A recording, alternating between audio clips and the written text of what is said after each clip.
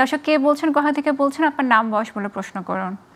Madam, আমি কুষ্টিয়া থেকে বলছি। আমার নাম ময়ূরী, বয়স 25 বছর। জি 10 বছর বিয়ে হওয়া হচ্ছে, কনসেপ্ট হয় না। 2 মাস হলে ল্যাপারোস্কোপি করেছি, কিন্তু কোনো সাদা স্রাব দেখা যায় না কেন, এটা জানতে চাই। 2 মাস। সবসময় শুকনো থাকে আর স্তন দিয়ে সাদা দুধের মতো বের হয়। ঠিক আছে দর্শক, আপনি আমাদের সঙ্গেই থাকেন, আমরা আপনার প্রশ্ন উত্তর দেওয়ার চেষ্টা করছি। ম্যাডাম বিয়ের অনেক বছর, তো ওনার বেবি হচ্ছে না এবং ওনার 2 মাস আগে ল্যাপারোস্কোপি হয়েছিল এবং ওনার স্রাবও হচ্ছে না, তো এই ব্যাপারে উনি কি করতে পারেন?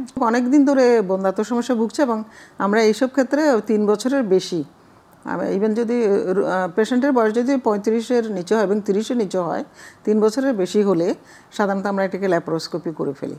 বা ওরকম কোনো কারণ থাকলে যে যদি ল্যাপারোস্কোপি করা দরকার, ল্যাপারোস্কোপি করে আমরা আসলে ভিতরে দেখি যে আসলে তার কোনো সমস্যা আছে কিনা, কোনো রোগ আছে কিনা, যে রোগের কারণে আমরা এন্ডোমেট্রিওসিস একটা রোগ বলি, তখন আসলে নর্মাল একটা অ্যানাটমিটা নষ্ট হয়ে যায়, সেটাও দেখা যায় ল্যাপারোস্কোপিতে।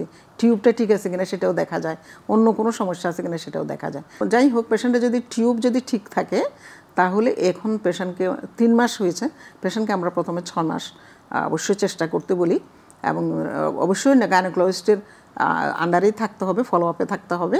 আমরা 6 মাস চেষ্টা করতে বলি, 6 মাসের মধ্যে না হলে তাহলে আমরা তাকে আইইউআই করি। আবার আমরা ওভুলেশনটা ইন্ডাকশন, অর্থাৎ আমরা যে ওভুলেশন বলি, ডিম্বাশয় থেকে ডিম্বাণু তৈরি হওয়া এবং ডিম্বাশয় থেকে ডিম্বাণু বের হওয়া, এই দুটো কাজকে আমরা ত্বরান্বিত করি বা স্টিমুলেট করি বলি ওষুধ দিয়ে।